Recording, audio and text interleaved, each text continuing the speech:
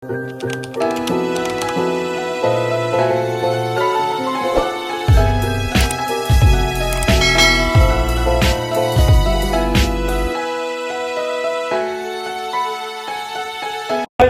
with number one, no? So, by the way, if ever assessment can see the assessor is actually sitting in front of you, let's see. Don't forget to introduce yourself. Morning, ma'am. Morning, sir. My name is Prince. I'll be the one to perform CPR na siya. Okay?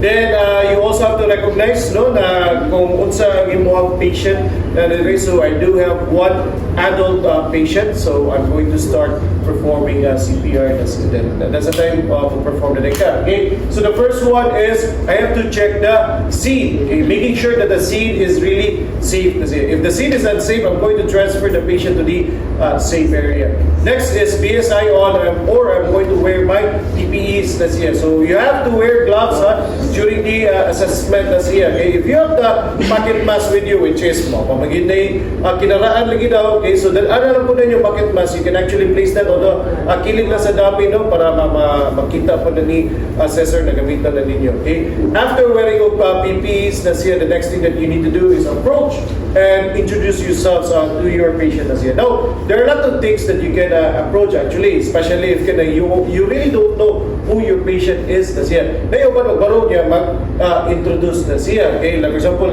ari na po mag-storya. In approaching and introducing yourself is kneel in between the shoulders of your patient. In between sa shoulder ni patient. Why in between? So that it's you have easy access. There is a chest. You also have easy access on the head part of your patient. Then you have to open then your legs your paa should be straight up ayaw paglingkod na mag-iunanin ka when performing CPR because you cannot really provide enough chest compression okay? Now when you start to introduce yourself so storya ka sa imong patient. Okay? Sir, hi sir, my name is Prince. I am a trained first aider. Can I help you okay? Or pwede na po ka magbisaya if ever you are here in Cebu sir, ako na isikuan na trained ko na first aider. Pwede mo kumo tabang nimo na siya. You still have to introduce yourself. You still have to talk in front of your patient whether your patient is really conscious or even unconscious because you have to remember the last sense mawagtang is the sense of hearing so they can still hear kung kinsa magani naging storya na niya. At the same time nangayo itaog ka na sitaw ka na not permission. Of course, okay? We're still asking for permission. What if the October which is actually true. So after this, you have to check for responsiveness. So after introducing yourself, I'm going to check for responsiveness. Now for an adult and child patient, you have to tap the shoulder 2 to 3 times mo mag-tap sa shoulder. For example, hey, are you okay? Hey, are you okay na siya? Okay, so depende na ninyo. Pero when tapping the shoulder of your patient, make sure it's hard enough na makamatag sa usang tao. As what we mentioned before, kung hubog mo good cake ka, then iunanin mo check. Di na mo mata. Maskin ka na lang mo to. Di mo kamatag ka ng kwento na may kanana na siya. So at least hard enough na feeling nyo makamatag yung usang katao. If I check their responsiveness. Sir, ano dili sa ulo? Ganun animal bata. Ano dili sa ulo? Any ideas? Okay, very good. Okay, basinyag na injury si patient on the head part and also on the spine.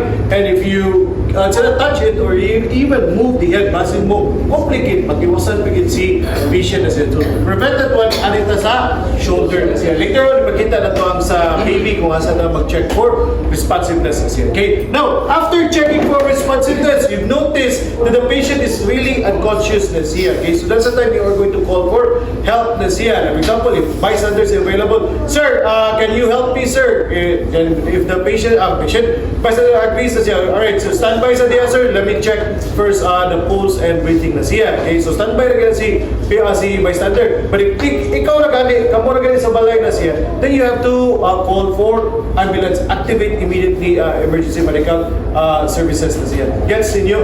Because it's really case-to-case basis na siya. Okay? Now, after asking for help, what's next there?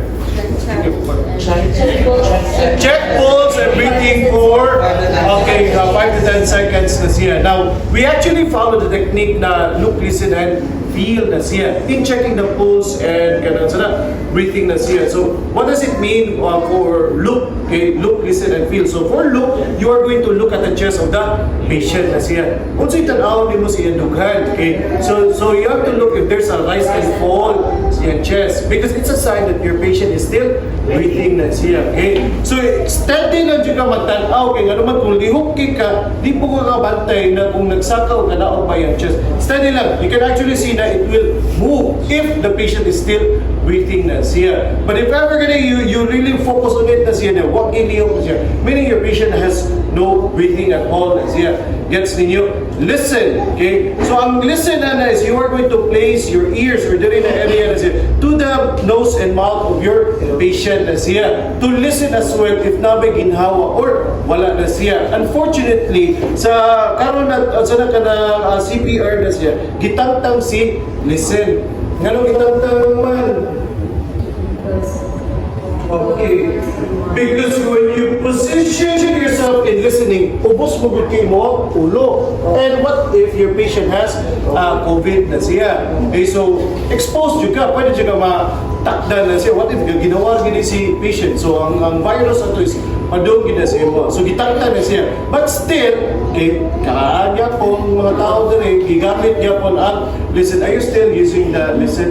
Yes. Okay, kanang gitangtang na ha.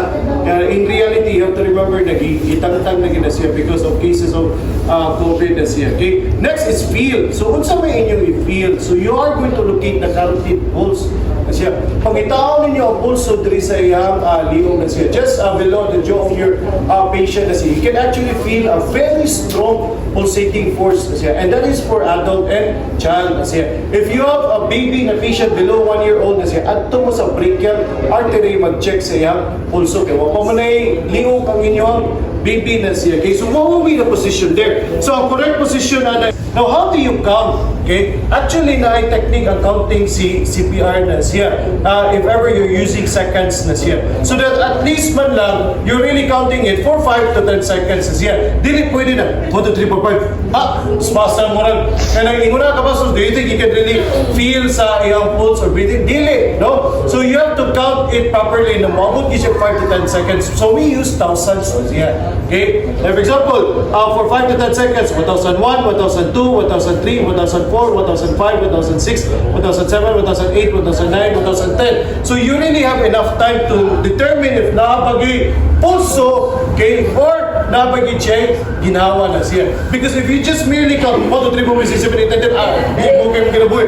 Diretso ang CPR niya, buhi pa rin yung pasyente na siya. Okay, so count properly na siya. Okay, now, sa karaan, sa kinaraan, if you have those devices na siya, 5 cycles, kalima ginin nyo balik-balikon, and it should be done in 2 minutes. Dapat everything should be in 2 minutes na siya.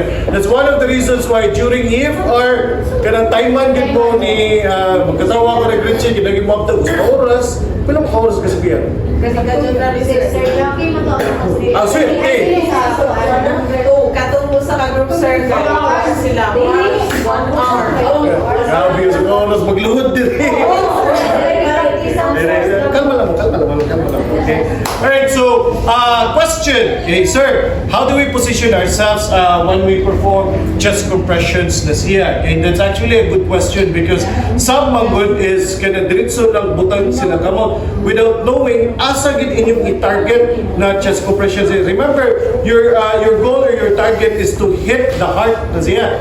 Asa ato mo sa kasing-kasing. Question na is asa kasing-kasing ni patient na siya? Okay, center, nasa left. Asa man yun? Sa left. Where exactly? Kinakumi ka na chest, the patient. Di ba confusing? Okay, malibog mo asa exactly the pit na siya. Okay? So one technique is we use the nipple ni patient na siya, but not literally looking at the nipple. We just imagine asa gid ang nipple ni patient on the chest na siya. Then in between sa nipple line, diyan na mo ibutang among kamot na siya. Gets inyo? Or if you're really having difficulty in imagining asa gid ang nipple ni patient, kinakita niyo yung nipple na siya, napita na siya. Nabi, yung nipple na siya,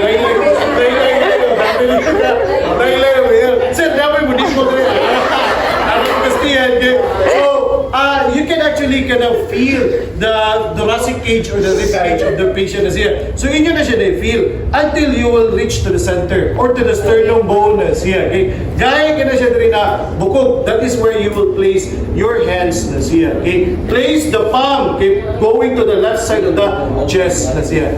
Gets inyo? Now, when positioning sa inyong kamot, depende gina sa inyong patient. If you have an adult na patient, duha ka kamot ang inyong gamiton. If you have a child na patient, usa ka kamot ang inyong gamiton na siya. Actually, we don't refer to age group. We refer to the size of the patient na siya. Kinamo ko'y child, kung madagko kayo, ang murang adult of size, pang-adult po ang imong gamiton na kamot na siya. And if you have a baby, infant, duha ka fingers ang inyong gamiton na siya when doing chest compressions na siya. Now, if ever we have an adult na patient na siya, so duha ka kamot ang inyong gamiton. Your dominant hand, since mo man yung strongest hands na siya, it should be placed directly to the chest of your patient na siya. Then use your other hand to lock na siya para dili na siya magutol-utol during your chest compressions na siya. At the same time, it also adds weight when you start to do compressions na siya. If you have a child, the patient, ay mo sa kakamot is arin rasa, and the other hand will be used to perform chest compressions. Gets in you? Alright, good. Now, sir, is there any options for me to position my hands if ever duha ko gamiton? The best one is kani, like i-lock ninyo yung kamot na siya, then place it on the chest na siya. If you're not comfortable with this position, then you can actually hold your wrist na siya, then perform the chest compression. Pero ang pinaka-the best is kani gitya ka na i-lock nyo na siya. Okay? Now, when you perform a chest compression na siya, please ayaw i-untol ang inyong kamot. Ikaringunana na siya, kanang mubuhi ang inyong dominant hand sa chest or skin ni patient na siya. Nga naman, this can actually cause fracture. Mo na maka-cause of fracture. Kana na yung magibuhat sa, hindi na siya maka-fracture, di man na siya maka-fracture. Why? Because your rib cage is bent mo na siya, bowed mo na siya. So it can actually, kind of what we call this, kaya rin na niya mo bow if ever sakto na gid ang imo pag-chest compression. But if you're really jumping it, kana, sure dyan ko, balik ka tanan ang bukog, mamatay ni siya sa fracture, dili mamatay sa cardiac arrest na siya. Okay? So do not bounce that one. Okay? And when you perform chest compression, do not use the strength or kakusgan sa imong kamot, kaning sa imong arms na siya. Use the weight of your upper body na siya. Mao man ginamong gamiton ining perform na mo CPR. Dili kay anak kay nganuman wa ni kusog in reality. Gaya jud ang duga ni patient. So apilon gid yung babaw sa inyong lawas na so that you can properly compress na siya. Another one, okay? Do not bend your elbow when compressing na siya. Kay nganuman mawagtang ang kusugan na kay padung ra siya inig-bend sa elbow na siya. Another one, okay? Walay labot ang inyong lubot. Wala din labot. Please kani mo ana mo jud kalay na busyo. Wala siya labot na siya. Ano yung nagigutanan sa upper body na siya. Now the question is, how deep are you going kasing-kasing para mo pump na siya o dugo? That's why we are compressing it. We're doing chest compressions na siya. Gets in you? Now question, how fast or what is the pacing there? Ayaw mo pag-perform ng chest compression na grabe na pagka paspas. Like for example, like this. 1, 2, 3, 4, 5. Ana-ana, kay labi na ka nang in reality, makita bin ako sa ubad video na grabe kay maka-perform ng chest compression. Grabe ka na paspas ba? Anong dili man pwede paspason, sir? Bas hindi ka na paspas po ma-revive ang patient. Anong dili pwede paspason? Come on, EFR. How do you perform chest compression? Paspas dili? Sakto na patient. Anong dili man pwede paspason? Ha? Kasi may malumos eh. Pagsipaw na mong malumos. Aside sa cause of fracture, ha? Okay, very good. In other words, you have to allow your heart to relax as well. Dili kay pirmi na ka, pislit. You also have to give time na mubalik siya sa normal na size siya so that blood can fill in again na siya. Kaya kung paspas kay ka compress, ang imo kasing flat pirmi. Meaning, walay dugo na musudi, wakoy dugo na ma-pump sa inyo kasing-kasing siya. Gets inyo? So the pacing should be not too fast and not too slow na siya. Okay? And when you're performing CPR na siya, ayaw gyud mo kalimot og tan-aw sa naong ni patient. Yan naman. Kaya basi niya kasigi na CPR niya, mata na na yung pasyente niya. Ay sa sir, kay 5 cycle niya, kita niyo. Piyos na sa bali, kay 5 cycle na. 2 minutes, okay ha. Okay, 2 minutes sir, animal mo.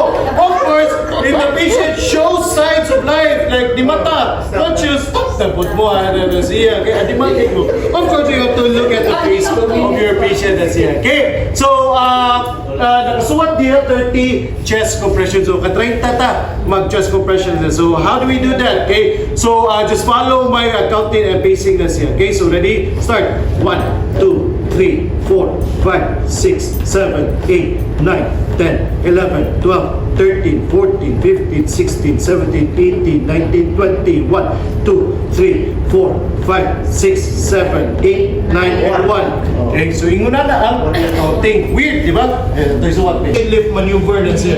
I-open ganyan nyo, inyo i-lift ang iyang chin na siya. Then balik na po mo, kaya blow na siya. Okay? Now, when you blow, make sure that you're also looking at the chest of your patient. Okay? This is to help you determine kung isuod ba yung hangin or wala na siya. Gets nyo? So every time you blow, tanawin mo. Usually, makita niyo is mo rise and then mo fall na siya. Literal, makita niyo mo rise and fall na siya. Okay? And do it twice na siya. Okay? Sir, what if injured ang iyong bakbak? What if they cut last 3 hours second cycle? So, balik na dito sa chest compression. Ready? Start! 1, 2, 3, 4, 5, 6, 7, 8, 9, 10, 11, 12, 13, 14, 15, 16, 17, 18, 19, 20, 1, 2, 3, 4, 5, 6, 7, 8, 9, and 2. Okay, 9 and 2. Okay, dalawa naman cycles na siya. Okay, diretso na dahil ka, rescue, breathing. Ayaw na mag-check sa airway. Kaya nga naman, na-check naman ito ganyan. Clear naman na siya. So, diretso na kahatag ko, ginawa. Okay, after duha ka breathing, balik na po ka for third cycle na siya. Okay, third cycle, ready, start! 1, 2, 3, 4, 5, 6, 7, 8, 9, 10, 11, 12, 13, 14, 15, 16, 17, 18, 19, 20, 1, 2, 3, 4, 5, 6, 7, 8, 9, 3. Okay, 9 and 3. Until mahuman ka sa entire 5 cycles na siya. Even and 5, okay, 5th cycle ni mo, hatag ka po ka, o doon ka, rescue breathing na siya. Okay? Ano mo eh? Ha?